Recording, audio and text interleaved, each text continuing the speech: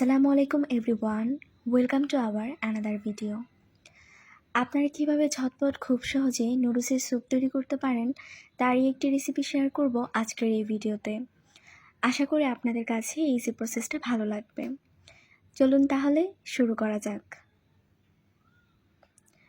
প্রথমেই আমি একটি কড়াইয়ে পরিমাণ মতো পানি দিয়ে দিচ্ছি। এক্ষেত্রে চুলার আঁচটা আমি লো মিডিয়ামে রেখেছি এবং বলক আসা পর্যন্ত অপেক্ষা করব। নুডলসের স্যুপ তৈরির জন্য আপনারা আপনাদের পছন্দ মতো নুডলস নিয়ে নেবেন। আমি এখানে মিস্টার নুডলসের একটি প্যাকেট খুবই ছোট ছোট করে ভেঙে নিয়েছি।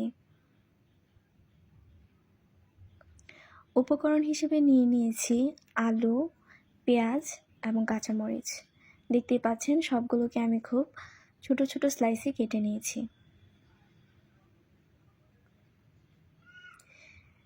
দেড় থেকে 2 মিনিটের মতো জাল করার পর দেখতেই পাচ্ছেন বলক চলে এসেছে। এ পর্যায়ে আমি কেটে রাখা আলুগুলো দিয়ে দিচ্ছি। অল্প একটু লবণ দিয়ে দিচ্ছি।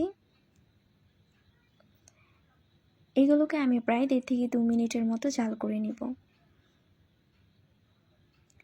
1.5 থেকে 2 মিনিটের মতো সিদ্ধ করে নিয়েছি। এগুলো প্রায় 50% মতো সিদ্ধ হয়ে গেছে, বাকিটা নুডলসের সাথে হয়ে যাবে। তো এই পর্যায়ে দিয়ে দিচ্ছি নুডলস।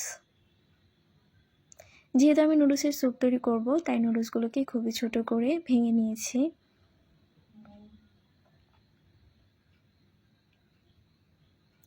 অল্প একটু তেল দিয়ে দিচ্ছি যেন নুডলসগুলো একে অপরের সাথে লেগে না যায়।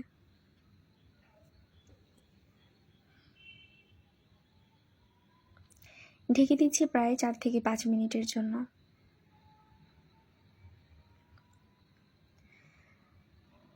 প্রায় 4 থেকে 5 মিনিট পর দেখতেই পাচ্ছেন আলু এবং নুডলসগুলো খুবই ভালোভাবে সিদ্ধ হয়ে গেছে।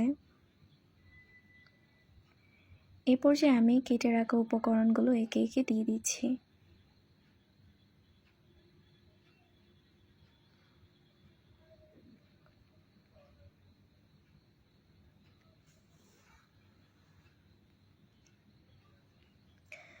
নুডলসের সাথে যে মশলাটা থাকে সেটা দিয়ে দিচ্ছি। দিয়ে দিচ্ছি স্বাদ মতো লবণ। আধা চামচ মরিচ গুঁড়ো দিয়ে দিচ্ছি। আপনারা যদি স্পাইসি স্যুপ পছন্দ না করেন তাহলে মরিচ গুঁড়োটা এখানে স্কিপ করতে পারেন।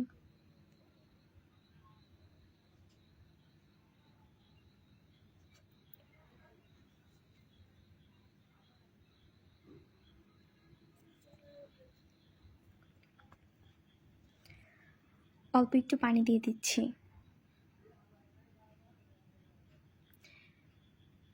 ঢেকে দিচ্ছি প্রায় 4 থেকে 5 মিনিটের জন্য।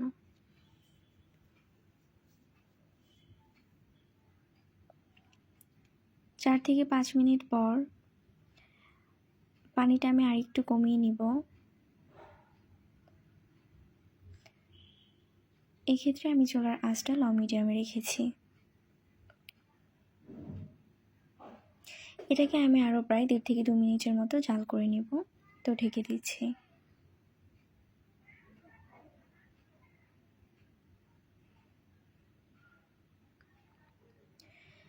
দেড় থেকে 2 মিনিট পর দেখতে পাচ্ছেন নুডলসের স্যুপটি অলমোস্ট ডান। আপনারা চাইলে এখানে বিভিন্ন ধরনের ভেজিটেবলস ইউজ করতে পারেন।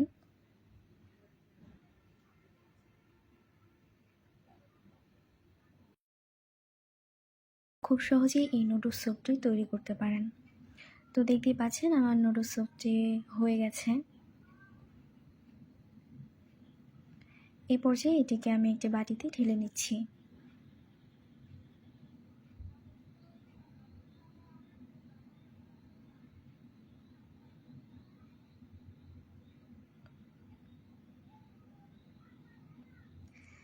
আপনাদের কাছে আমার এই রেসিপিটি কেমন লেগেছে অবশ্যই আমাকে কমেন্ট করে জানাবেন।